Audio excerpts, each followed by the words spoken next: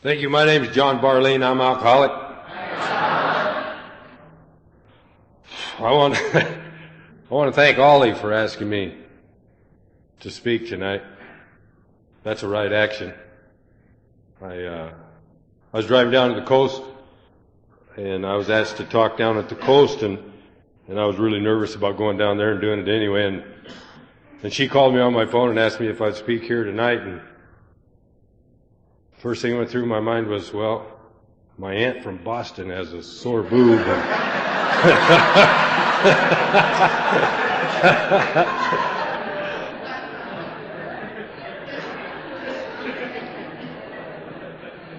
I've been taught in Alcoholics Anonymous to never say no to a reasonable AA request, and I believe this is about 5 miles past reasonable, but here I am anyway. I want to welcome all the new people. You know, it's by the grace of God and the teachings of this program and strong sponsorship, I haven't found it necessary to drink or do any drugs or use any mood-altering women since April 1st, 1990. And for that, I'm very grateful.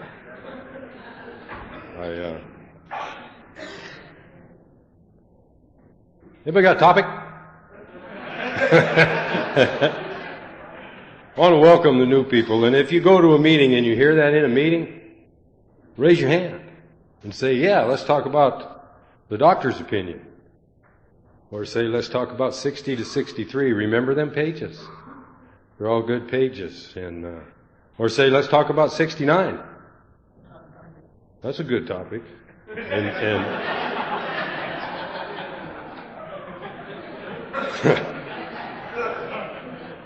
And you new people need to talk about that.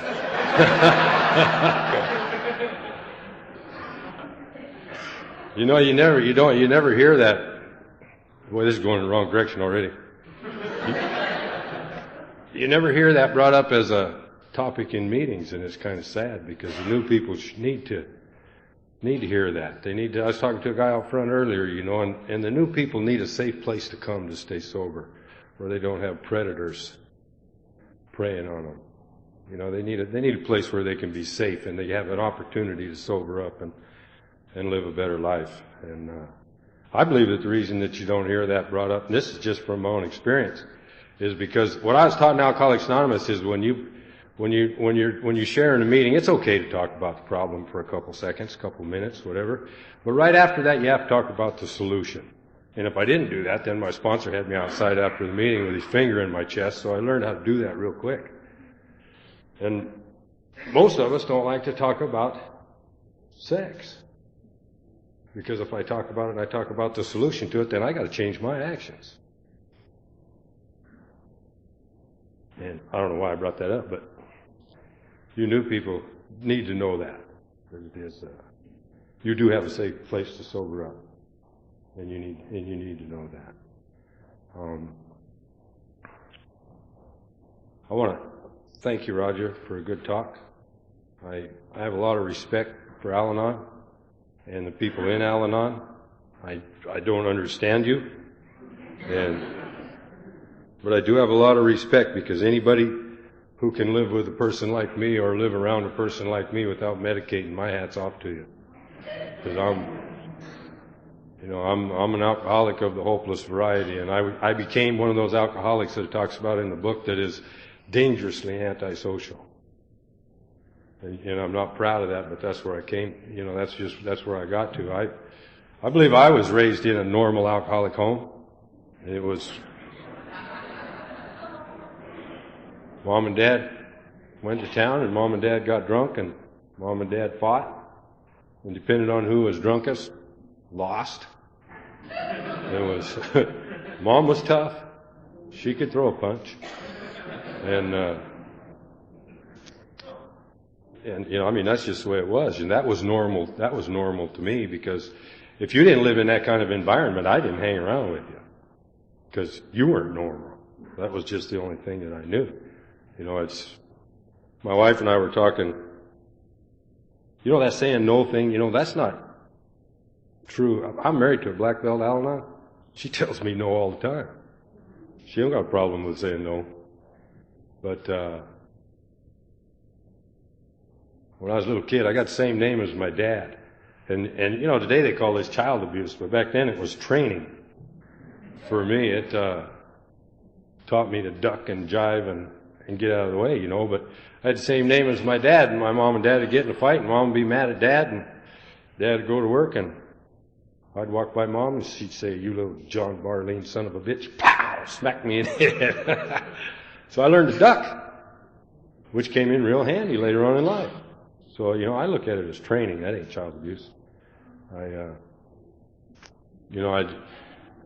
can stand here tonight and honestly tell you that I don't blame my parents for anything that happened in my life. You know, just like Roger was talking about. My parents did do the absolute best they knew how to do. Dad got put in an orphanage when he was a little kid because nobody wanted him. His mom didn't want him. His sister didn't. Nobody wanted him. And Mom, she was just raised in an alcoholic home. And they both did the very best they could do. You know, after Dad kicked me out when I was 17, everything that happened in my life from that point on is my fault. It's not their fault.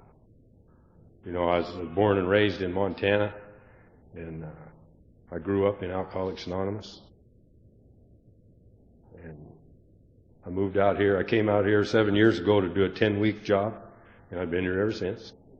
And I'm really grateful to be here. You know, I have learned one thing since I've been out here on the West Coast, though, and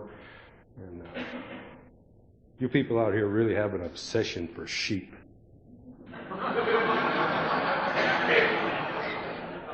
Everywhere I go, I tell people that I come from Montana, and they say, "Well, who's watching the sheep?"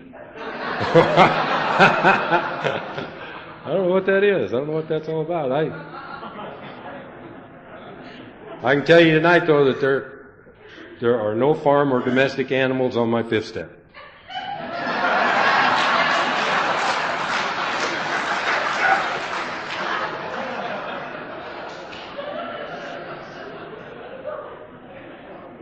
Time you've drank enough whiskey to where sheep look good, you're too drunk to catch them.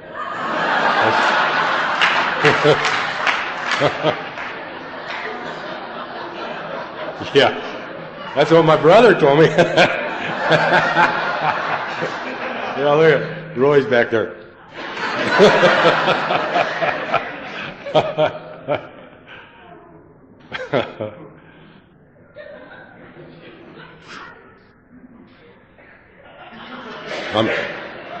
I'm excited.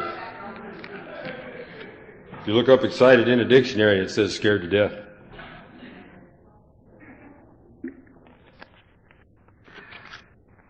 Harry came out of retirement. That's a God deal. He just pulls up. He hasn't been taping this meeting. He just pulls up and says, "Hey, I got the taping equipment with me. You want me to tape the meeting?" I said, "No." He didn't even know I was speaking.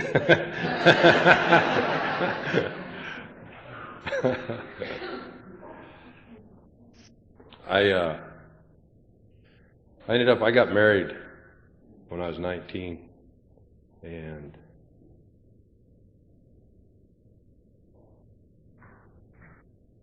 if we stay married till the 6th of May, we'll have been married 30 years. And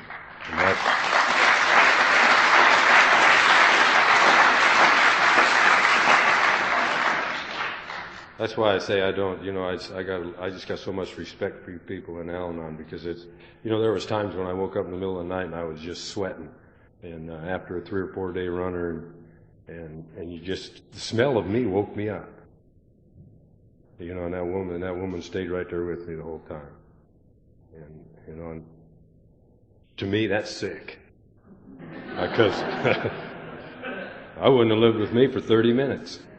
You know, and I talk about being dangerously antisocial. I got to the point in my drinking where I'd go off.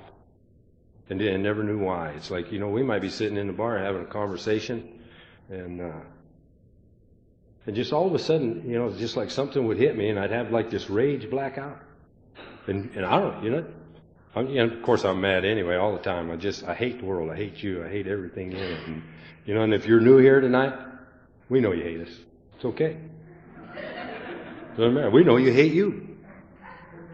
And it's okay. We don't care. Because there wasn't a doubt in anybody's mind when I got to Alcoholics Anonymous that I hated them. And I wasn't afraid to tell you. And you know what they did? They come up and they give me a hug. You know that when I finally decided to get a sponsor, I went to this group that, God, I hated them. Hated everything about them. What they did, they had an Al-Anon side, and they were really active, and they were really enthusiastic, and they just did all this stuff in AA and Al-Anon, and they captured my wife. And yeah, and they sucked her in there. And so I ended up asking this goon to be my sponsor, who I hated, and I went to a Friday. I'll never forget that Friday night meeting that I went to. You know, I was one of those guys where, you know, I'd rather slap you than look at you, and I walked in that meeting, and it's just plumb full. You know, and you know how when you go in the room, you know, how many tough guys we got in there? Come on, be honest. Look at them gals. But you know how you walk into a room, you know, and you just quickly survey the room and you make the determination that you can whip everybody in the room? You know, and then you kind of figure out which one's going to be the toughest one to whip, and, you know, and I can take them three on at the same time, and that's where I was, right? And these guys knew it. They knew I hated them. And what they did was they saved my life that night, because every one of them walked up to me and they shook my hand. And they gave me a hug, and they welcomed me to their meeting of Alcoholics Anonymous. And they saved my life. They accepted me for exactly who and what I was when I walked in the door.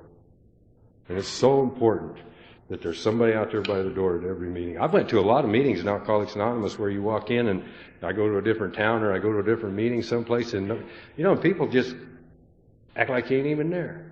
If I was a new guy, I'd turn around and leave. And if you go to a meeting like that, shame on you if you don't do something to change that. That meeting's there for the new guy. I'm very careful on getting on a soapbox.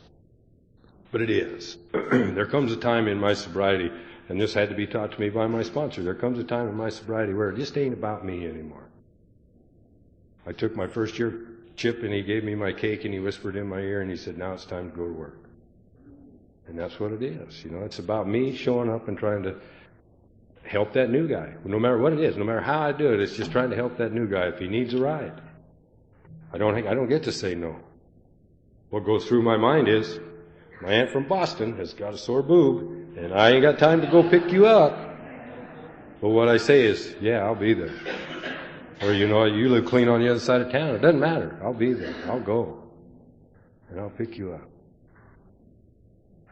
And that's what I was taught in Alcoholics Anonymous. My sponsor told me, he said, if you got a car and you use that car to help other people, you will always have a car. If you got a house and you use that house to help other people, you will always have a house. Money, food, whatever it is. He said, if you use that stuff to help other people, you will always have it. And it's turned out to be true in my life. I didn't believe him, but it's turned out to be true. And, you know, when I tried to sober up I quit drinking in 1986. My wife she got a little weird from living with me, and she had to go to treatment. And they didn't know what to do with her in treatment, because she didn't drink, and she wasn't a druggie. She just lived with a crazy guy. So she went to treatment in Great Falls, Montana, and she was up there, and I had to go up there for her family days, right? And I knew she was up there, and there was like 26 guys in this treatment center where she was at. And I knew she'd been up there, and she'd been telling them guys about me. And I knew when I walked in the door, I was going to have to whip every one of them. and I just knew I was going to have to, because, you know, I pretty much knew. And just, you know, the complete opposite happened. I went into there, and for 3 days I sat in there, and those guys did a 12-step call on me. And they sat me down, and they had me listen to these Father Martin tapes. And I sat in some classes, and they showed me some charts about how they showed me all this stuff. But what happened to me was, for the first time in my life, I had to sit still. I had to sit down and sit still. I didn't have any booze. I didn't have anything to medicate with. And I had to take a good, honest look at who and what John was. And I sat there and cried for 3 days because I really didn't like what I saw. And I swore when I left that treatment center that I was never going to drink again. And I went home and I had 3 cans of Rainier left in the fridge, and I took a couple days, but I finally dumped them out. And I commenced to be on a dry drunk for about 3.5 years. And if you haven't tried that, I strongly suggest that you don't. Because it's, not drinking but wanting to is not fun. And, but I was, I went to this little town. They told me in that treatment center, you need to go home and get a sponsor. I said, yeah, okay. They said, you need to go to this meeting, this meeting, this meeting, this meeting. Yeah, okay. And so I went home, and we had these little meetings, and it's just a small town, about 2,000 people is all that live there. And there was about 12 people in that town trying to sober up. And we went twice a week, at least, and we talked about the problem. That's all we knew about was the problem. There was one guy in town who had been sober 12 years. I hope I never forget this. We were all sitting around having a meeting, and we were talking about the problem, and he stood up in the middle of the meeting, and he threw his dollar on the coffee table. He'd been sober 12 years, and he said, if I felt like you sons of bitches, I'd go drink. And I thought, well, tell us what we're doing wrong. He just walked out. And but we didn't know what we were doing. We didn't have a clue. I read in that book, and it says you got to find a power greater than yourself. So I said, okay, I'm going to find that power greater than myself. I'm reading that book, and I'm trying to understand it. I'm trying to see what it's trying to tell me about me. I can't see it. I can see my sisters in there. I can see my brother in there. He's a bad drunk, but I can't see me in there. In 60 to 63, where it talks about being so selfish and self-centered, and that is the root of your trouble. I thought, yes, it is. That is the root of your trouble. Not me. Couldn't see it until I finally got a sponsor and sat down and did something with him. But I tried to find this power greater than myself. My wife's always been a devout Catholic. I wish I had just a smidgen of the faith that she's got. So I thought, well, I'll go to church. So I went to church, and they asked me to join the church choir. So I joined the church choir, which was a spiritual experience. And I went to choir practice every Wednesday night. And I went to church every Sunday. And all these are spiritual experiences for me. But I'm still nuts. And I just can't get a grasp on this God thing.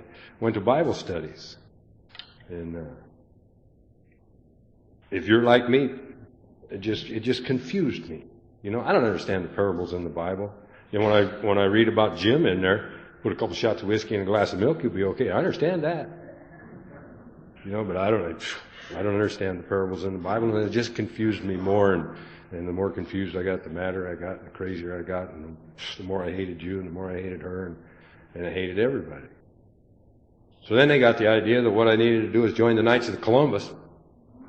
So I joined the Knights of Columbus, and became a 4th degree Knights of Columbus.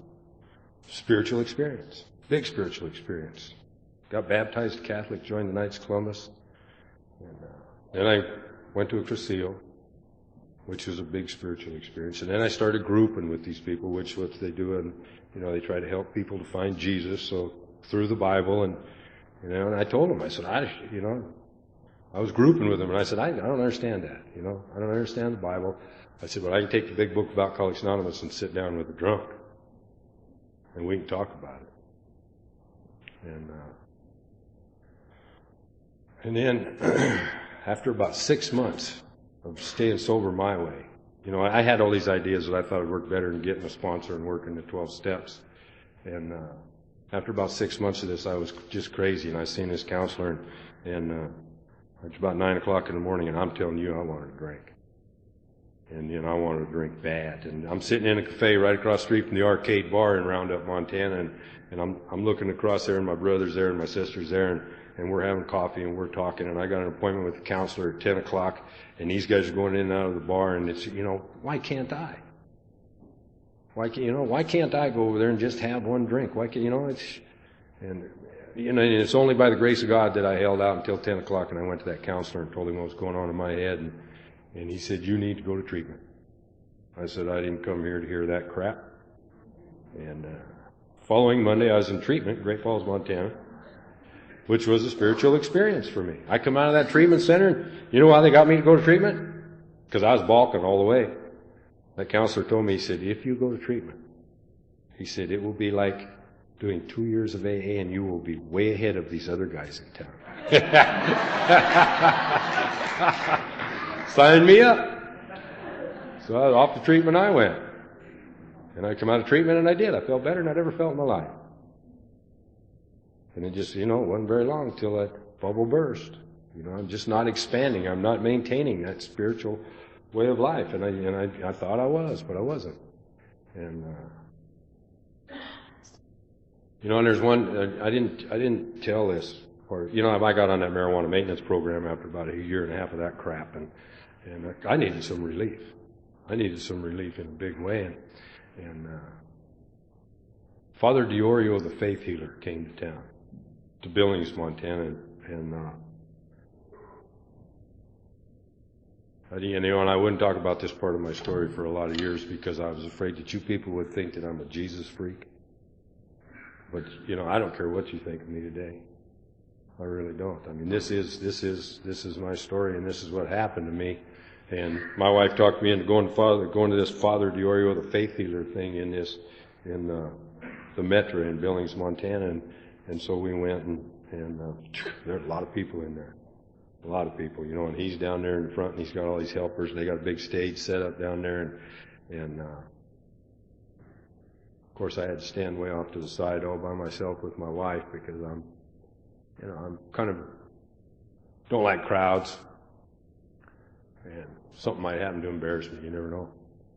So, he's down there, and he's calling these people down there, and the lame are walking, and the sick are healed, and he's doing his deal, he's bringing them down there, and he's smacking them on the forehead, and they're falling on the floor and doing the fish, and they're getting up, and they're, they're filled with the Holy Spirit, and they're healed.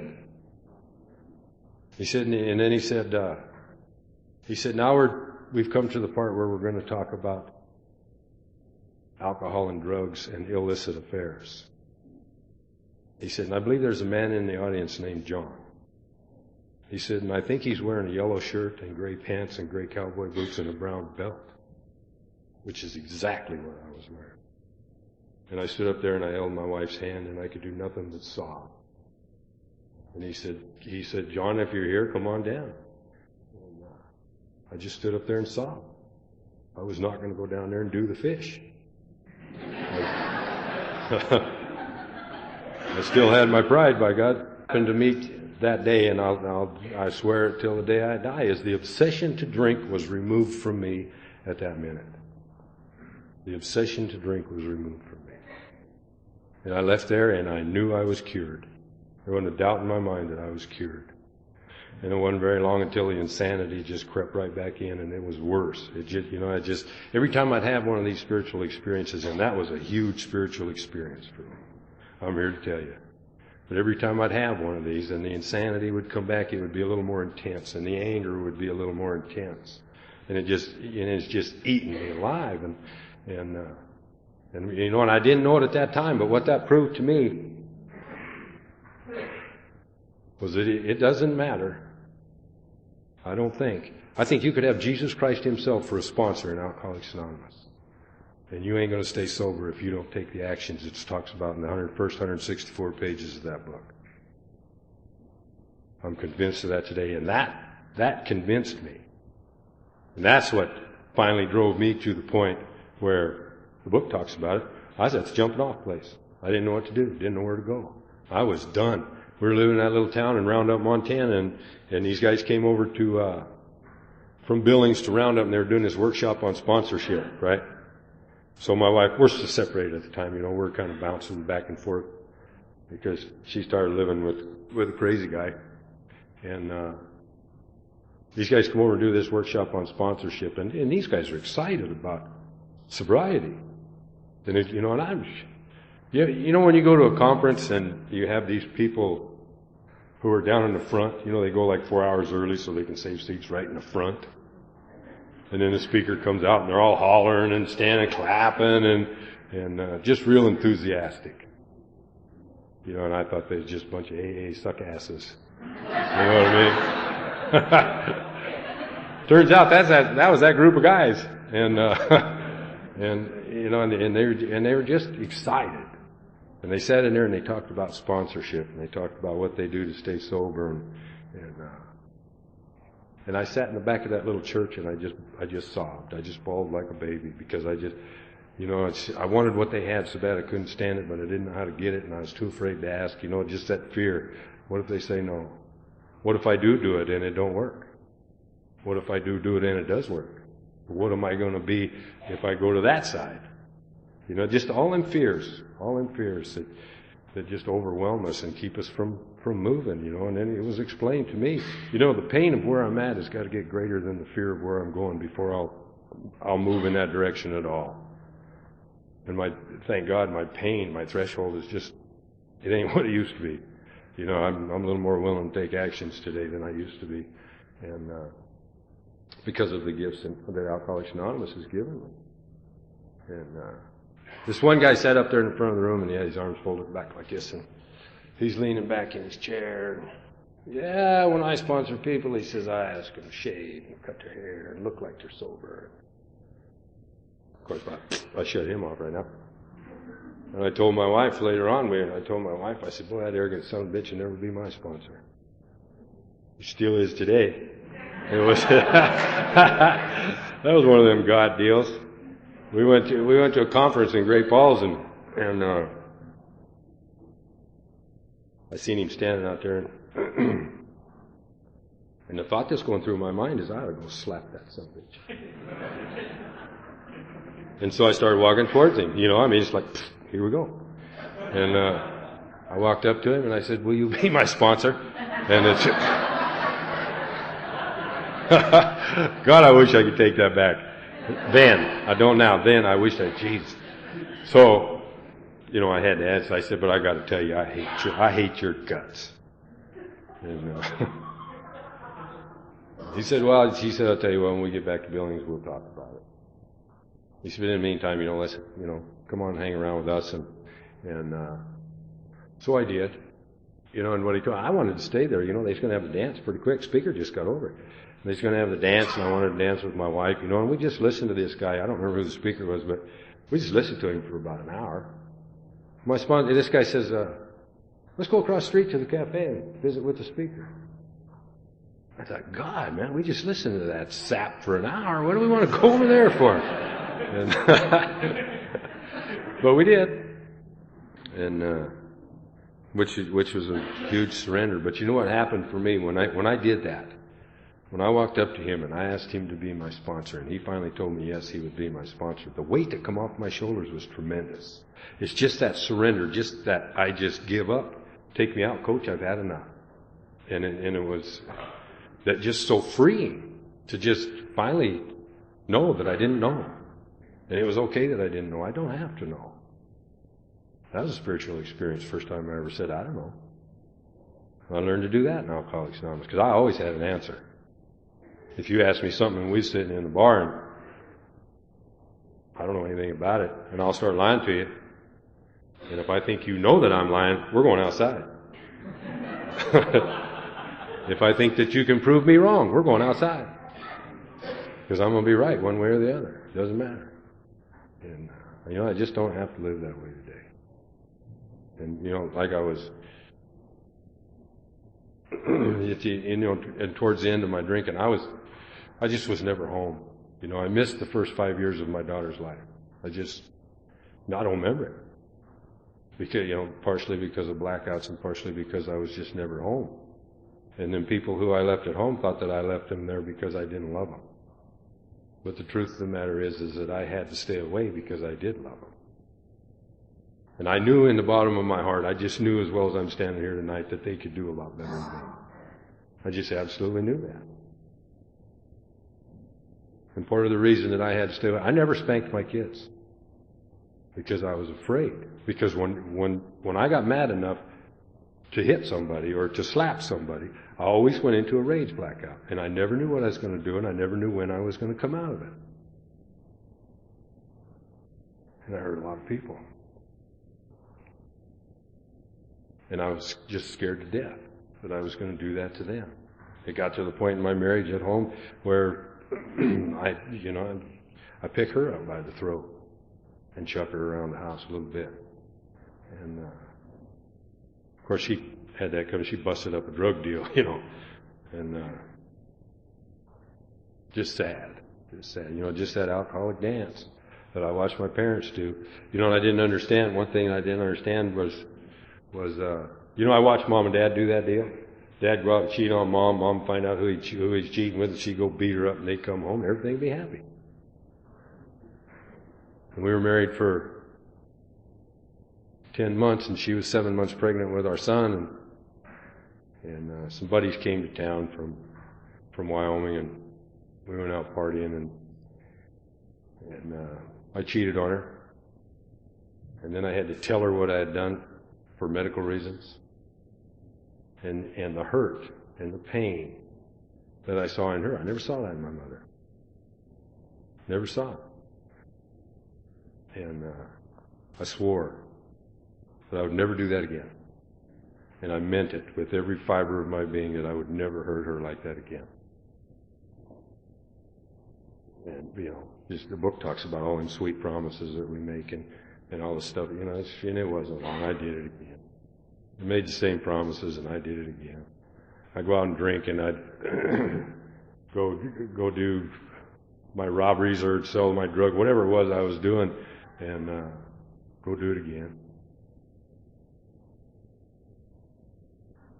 And that's I just don't understand it. That's why I wouldn't live with me for 30 minutes back then. So, but thank God she did, and sometimes I still wonder why she does it. But I asked this guy to be my sponsor, and he said, we'll go to coffee. He said, we need to talk. He said, I got some questions that I want to ask you. He said, I'm sure you got some questions you want to ask me. He said, but there's some things that you need to agree to. I said, okay. And he said, the first thing that you need to agree to is you need to agree that my wisdom about your life is infinitely wiser than yours. And you got to think about that one a second. And, I said, yeah, I'll do that. And he said, do you believe that you are responsible for your actions? And I said, yeah. He said, good, now you're going to start acting like it. And, he told me all the stuff. He said, never say no to an AA request. He said, are you willing to go to any lengths for victory over this disease? And I said, yeah, by now I got that newcomer nod going on, and I'm agreeing to everything. And, that one agreeing to go to any lengths, that one's come back to bite me a lot of times. Sometimes I just ain't willing to go to any lengths, but I do it because I made an agreement with him. And the reason that I can stand up here today, he told me, he said, if you do these 5 things, he said, you will stay sober and your life will get better in spite of you. He said, and you call me on a regular basis. He said, you call me every morning at 10 o'clock, Monday through Friday. Not 5 till and not 10 after. 10 o'clock. I said, okay. You get on your knees and pray twice a day. Every day. I said, okay. He said, you read the book every day. Doesn't have to be a lot. You just read something out of the big book every day. I said, okay. He said, you go to meetings on a regular basis. I want you to go to 4 meetings a week, 2 of which I'm at. I said, okay. He said, don't drink between meetings. If you do them 5 things and you do them on a consistent, regular basis, your life will get good in spite of you. I said, okay. Well, it wasn't very long. That 4 meetings turned into 5. And sometimes it was 6. And, but that's all right. That's okay. What those guys did was, and they always said it back home. They always said it. They said, recovery is not an option. If you come with us and you do what we do, recovery is not an option. And the enthusiasm that those people, they just have a way of just reaching over and building a fire for Alcoholics Anonymous right in the pit of your stomach that you can't deny. Because they said, you know what? Get in the truck. We're going to a conference in Rapid City, South Dakota. I said, John, I ain't got no money. I said, all the money that we've got, we just barely got enough money to pay the bills, John. I ain't got the... He said, you told me you was willing to go to any lengths. I said, yeah, but you don't understand, John. I ain't got the money. He said, get in the truck. So I got in the truck. And I went to Rapid City, South Dakota. And if there was a conference within 500 miles, we were at it. And you know what? Somehow them bills got paid. So, the bills got paid, and they just taught me how to have fun in Alcoholics Anonymous. Every weekend we did something. And this is for the first 5 years of my sobriety. Every weekend we did something with those people, with the people who were staying sober the way that we stayed sober. If somebody from that group was speaking and they were within a 5-hour driving distance, we went and we supported them. It's just a real tight group, and they just taught you how to be grateful. Came a time in my sobriety, second year of sobriety, I was laid off for 6 months. And Christmas time was coming around, and we didn't have any money. We didn't have nothing. We couldn't buy the kids Christmas presents, and the people in my sponsorship line and the people in her sponsorship line chipped in and made it to where we could have Christmas. People in the bars never did that for me. These are the same people who I walked in the room and I told them I hated every one of them. There wasn't a doubt in their mind. When we moved from Roundup to Billings, they were big in moves, right? They come and they move you. And I didn't know that. She was involved in the Al-Anon program, and she made the announcement in Billings that she was going to move to Billings from Roundup. So they planned to move. And I'm over there on a Saturday morning. It was Friday. It was on a Friday morning, and I'm over there on a Friday morning, and I'm packing stuff up and getting ready to move and everything. And here comes all these trucks pulling up to my house. And it's all these guys I hate. Right? And they come in my house. Hey, Larry, turn this down a little. They come in my house and they start taking all my stuff out of my house and putting it on their trucks. And my anger was very visible. And, they didn't care. They just laughed at me. And, and that's a new experience for me, for people to laugh at me and then walk away. It's just, that didn't happen. There's one guy in that group named Spencer Miller. He's living proof that there is a God in Alcoholics Anonymous. Because he's still alive. I'd come to the meeting. This was when, I didn't think anybody knew that I was on that 2-year marijuana maintenance program. And so I was telling these people I had 3.5 years sobriety, right? Well, Spencer knew. Somehow he knew about it. Somehow, I don't know how he found out, but he'd walk up to me and say, how long have you been sober?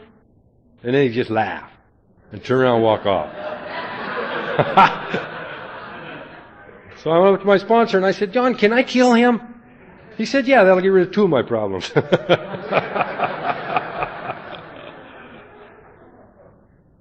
But it's just amazing to me. And so we set out on, my sponsor and I, we set out on this journey, and in that 6 months period of time when, and this is just a weird deal. That's the way that it happens. It's being an iron worker, okay, was who and what I was. That's where I got all my self-esteem from. My whole life, working hard. People patted me on the back. Boy, you're a really hard worker, man. You're a really good hand. They pat me on the back, and that's who and what I was. And I took a lot of pride in that. When I was laid off for that 6 months and I didn't have a job, I was running around trying to do odd jobs and make a living trying to do that. And I didn't have that, being an iron worker and that career to fall back on. And when I got a job back doing an iron worker? It was like the next week after I became okay with who and what I was without that. That's when I got that back. And it just seems like that's the way it works for me in Alcoholics Anonymous. Anything that I put up there that's more important than Alcoholics Anonymous and God. That comes before Alcoholics Anonymous and God. It just seems to to go away for a while until I just become okay with who and what I am without it. And I do that, and on my 5th year of sobriety, God, it was tough. That's the hardest year of my sobriety so far. My dad died in April or February. Dad died in February, and that was, we knew it was coming. He'd had emphysema for a long time, and he'd suffered for a long time, and he was finally able to die, and it was still hard, And my sponsor and those people from Alcoholics Anonymous came, and they surrounded me, and they supported me, and got me through that. And 3 months later, my little brother called me up on a Friday. And he said, John, you need to come over to Roundup. He said, Mom's too sick to drink. And I thought, man, it is bad. And she would never go to the hospital for anything. And so we were going to go over there on the next Saturday morning, and I got a call from my little brother, and he went over there to see Mom, and he found her dead on the floor. My mom had drank herself to death. And that was a tough one. And those people in Alcoholics Anonymous just surrounded me. And I wanted to drink. I didn't want to feel the way I felt. I wanted to just get rid of the pain, and I wanted to drink. And they just surrounded me. Wouldn't let it happen. Then 3 months after that, we were at home, and my daughter took me off to the side and informed me that she'd been raped.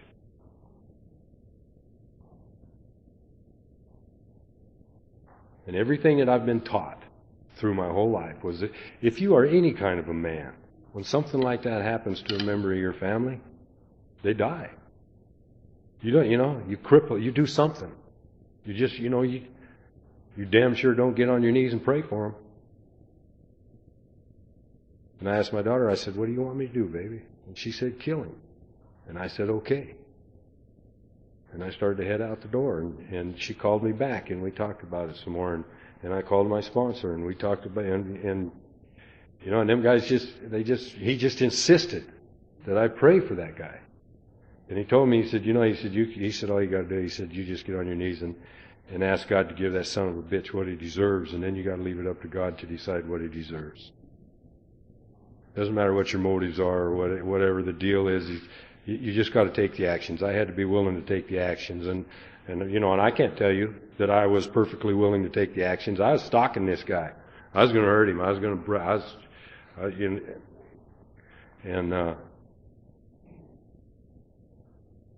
And then, a couple months later, a guy that I was sponsoring took all my stuff and hawked it, all my guns and tools and everything. And this was in the first 5 years of sobriety, right? So then, my boss calls me up and he says, hey, we got this job in Newport, Oregon. You want to go? I had a choice. I could either go to Idaho or I could go to Newport, Oregon. Simple choice for me. Never been to Oregon. It's right there on the coast, and this is like in November, and I didn't know about your rain. Real eye-opener for me. So I said, well, I'll go to Oregon. And this was a huge spiritual experience for me when I came out here to Oregon. I was, the first 5 years of my sobriety, I'm going to 5-6 meetings a week with these other 60 to 80 drunks, depending on who got drunk when, but always between 60 and 80 drunks by the time my 5th year of sobriety rolled around. And I'm going to all these meetings with them, and I'm hanging out with them on weekends, and we are doing sobriety, period. And it's real easy to say, yeah, I believe in God. When you're in an environment like that, and it's hard to get drunk when you're with them people. They just won't let you. And now all of a sudden here I am, it's like God's plucking me out of the middle of this, and He's chucking me out there on the West Coast in Oregon. I'm scared to death. Because every time, I know what happens every time I leave. I still got an alcoholic mind. And I know what happens. Every time I get away from my support group or every day, it's, my mind takes off. And, you need to chase women. You need to do this. You need to do that. You don't need to go to as many meetings as you did go to. You just, So that's the way my head was working, and I was scared to death. And so I got there, and I did what I told my sponsor I would do. I said, I'll go to a meeting as soon as I get there. First night I'm there, I'll go to a meeting. So I did. I told my sponsor I'd do it, so I went to a meeting, and I thought, man, this is like, I walked in, nobody shook my hand. Nobody said squat. There's like 3 or 4 new guys there, and, and I'm taking everybody's inventory like we do, like I don't know what he's talking about. Yeah, you people don't even know what AA really is about. And, they're just doing it wrong. And so I cornered these new guys after the meeting, right? Because that's what I've been taught to do. And I couldn't believe what come out of my mouth. Well, I'll see you guys at a meeting tomorrow night. And I wasn't planning on going to a meeting tomorrow night. But, that's just the way it works. So I was going to 6, 7 meetings a week. And an amazing thing happened to me when I was down there in Newport, Oregon, because I didn't have that support group with me. And I didn't know it until I'd left Newport, Oregon, what had really happened. As I moved, they talk about in Alcoholics Anonymous where you got to cross these lines, right? If you come in here. We crossed them when we were drinking. We got to cross them when we're staying sober. From being a giver to a taker. If you went and listened to Johnny Harris last weekend, he talks about that all the time. And what has to happen for me is I gotta cross the line from where I believe in God to where I rely on God. And that's what happened to me in Newport, Oregon. As I did cross that line, I was down there for 5.5 months, and it rained every day but 5. I marked them on the calendar. But I was able to, God just made that possible for me. And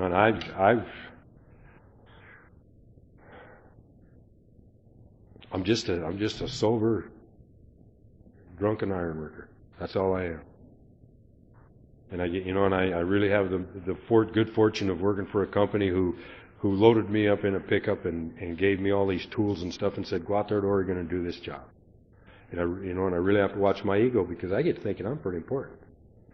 But really, all I am is just a sober member of Alcoholics Anonymous who God has given a good job so that I can afford to live in Oregon and help God's kids get done what God's kids need to get done. That's all it is. Period. I was running a job in Montana for Bechtel, one of the biggest construction companies in the world, and I had to go to my sponsor. I had like this garage full of tools that didn't belong to me. And my sponsor says, you got to take them back. And I said, well, okay. So I went to the superintendent I was working for. His name's Johnny. I said, Johnny, I'm in this 12-step program now. And I got some tools in my garage that belong to this company, and I need to bring them back. He said, okay, bring them back. I said, no, you don't understand, Johnny. I need to borrow your truck.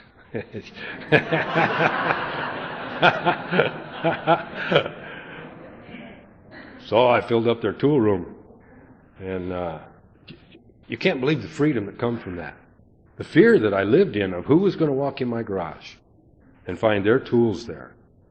And just the freedoms that I get from Alcoholics Anonymous. And then after doing that, and everybody knows that people steal tools once in a while off the job, but after doing that, for a company to trust me to come out here to Oregon and to do what I've been taught, to just do this is amazing. It's just an amazing deal to me. You can't get here from where I was, from just wanting to die. I was at the point where there's not a doubt in my mind if Satan would have walked up to me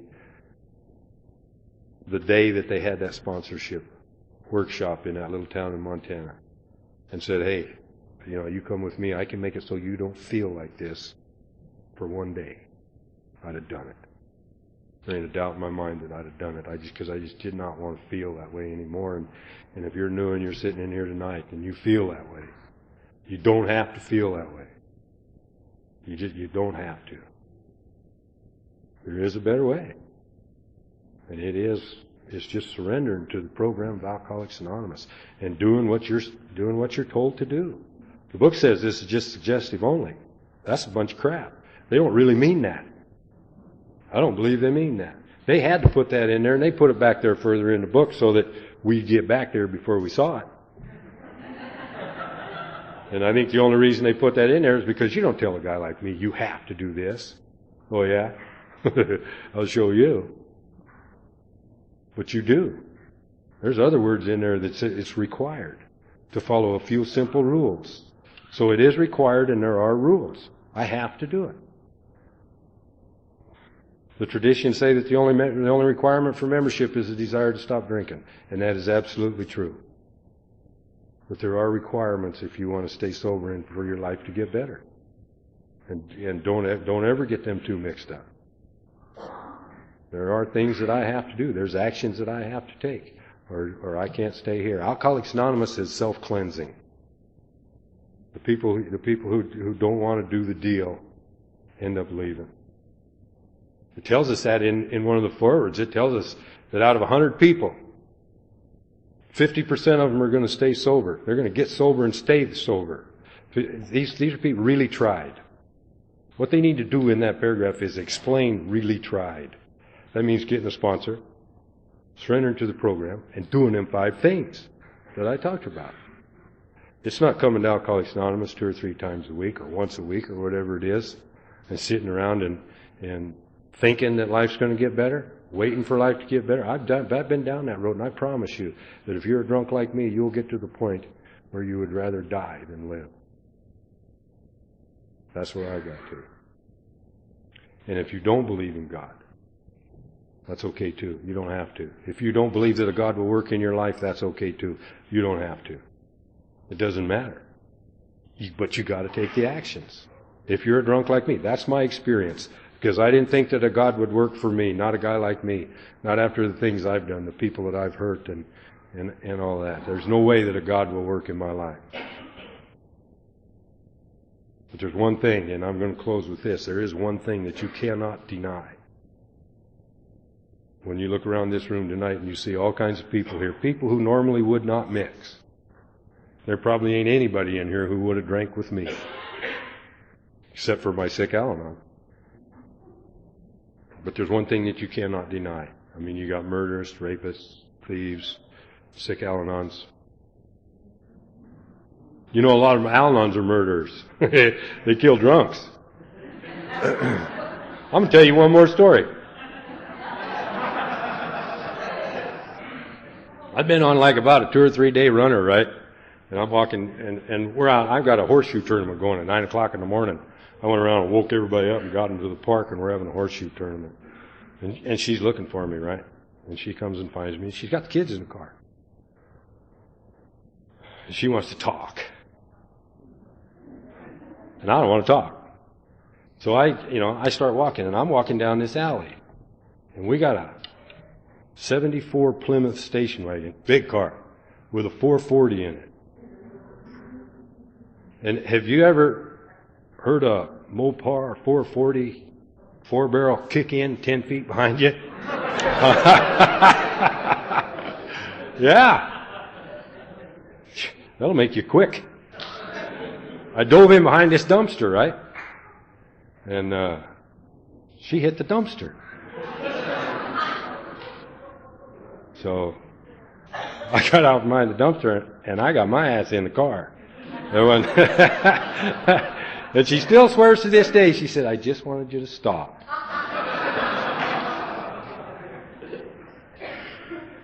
That's what happens to some of us guys. You know, and if she'd have killed me, they'd have wrote it up in the paper that crazy wife kills crazy husband.